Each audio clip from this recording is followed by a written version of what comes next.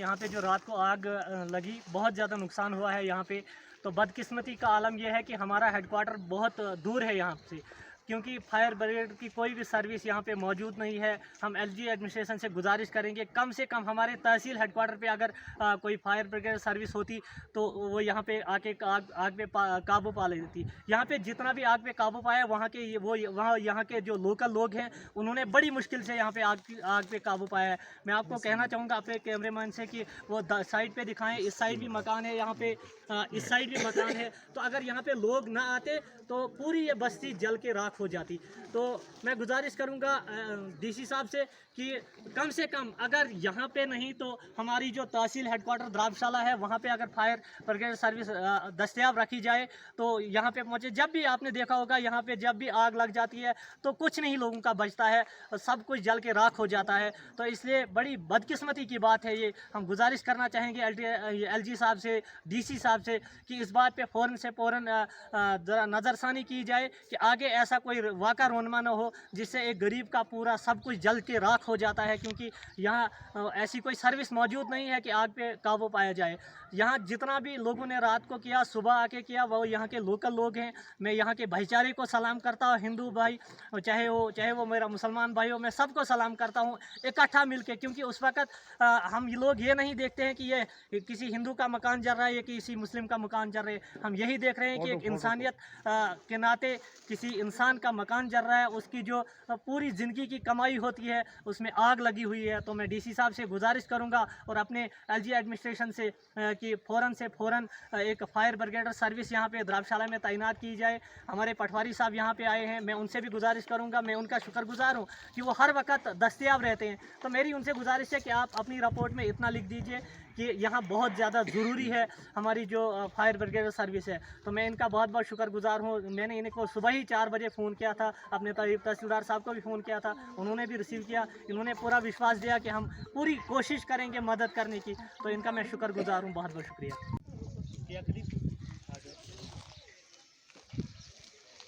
इस वक्त हम पंचायत टटानी में मौजूद हैं, जो होरा वार्ड है। यहाँ पे रात को एक हवलनाक हादसा हुआ।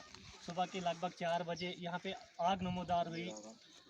खुफिया एजेंसी ये रिपोर्ट की ये आ रही है कि यहाँ पे जो आग जो है वो बिजली की शॉर्ट सर्किट की वजह से लगी है। तो काफ़ी ज़्यादा नुकसान हुआ है। यहाँ पे हमारे पटवारी साहब यहाँ पे पहुँच चुके हैं, हम इनके बहुत बहुत शुक्रगुजार हैं। सुबह 4 ही बजे हमने इनको फ़ोन किया था और इन्होंने उठाया।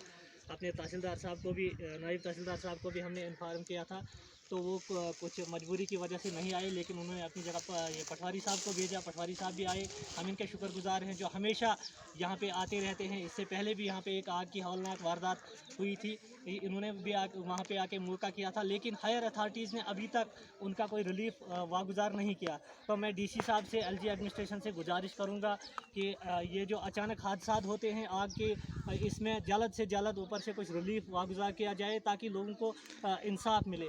क्योंकि आपको पता ही है कि वो जो जिसका मकान जला था, वो दुकान जल गई थी, उसका सहारा वही था, वो एक नाबीना शख्स है। तो ये भी बेचारे काफ़ी ज़्यादा नुकसान हुआ है इनका यहाँ पे। तो मैं गुजारिश करूँगा डीसी साहब से कि जल्द से जल्द कुछ रिलीफ वागुजार किया जाए, क्योंकि काफ़ी हिली एरियाज़ है, यहाँ पे मकान तामीर करना बहुत मुश्किल हो जाता है। तो ऊपर से यहाँ पे जो बिजली की शॉर्ट सर्किट हुई है, बिजली का निज़ाम बिल्कुल धर्म भरम है, क्योंकि यहाँ पे लकड़ी के बोसीदा पोल लगे और मकानों के बीचों बीच लाइनें लगी। हमने डीसी साहब को पब्लिक दरबार में भी परसों कहा है कि आप इस पर एक्शन ले, देखें कि हालात कैसे हैं। कोई भी हादसा किसी भी वक्त और रोनमा हो सकता है। इसलिए मैं डीसी साहब से गुजारिश करूँगा बिजली डिपार्टमेंट को खिलाफ फौरन एक्शन ले ताकि वो हरकत में आए और ऐसे हादसा रोनमा न हो।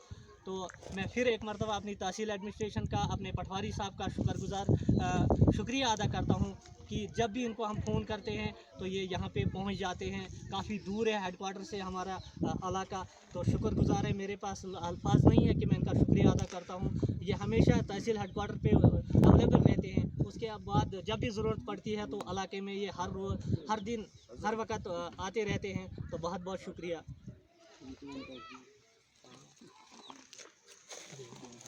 सामने इस वक्त मौजूद हैं जो यहाँ के जिनका मकान जला है, उनके भाई हैं। तो मैं इन्हीं से सुनना चाहूँगा कि आग कैसे लगी और क्या कहना चाहेंगे आप। एक्चुअल में जब आग लगी, ये तो रात का समय था, कोई 3 बजे के करीब मेरे ख्याल से आग लगी होगी। हमें तो 4 बजे करीब पता चला कि आग लगी है, लेकिन जब हमें पता चला बाहर निकले तो आग आउट ऑफ कंट्रोल हो चुकी थी। तो इसके लिए पूरे इलाका जो है सभी को एक तो ये सामने जैसी जगह है, सभी को पता चल गया कि आग लग गई। और हमने फ़ोन भी हर गांव में घुमाया, तकरीबन सभी गांव से लोग यहाँ पे आए।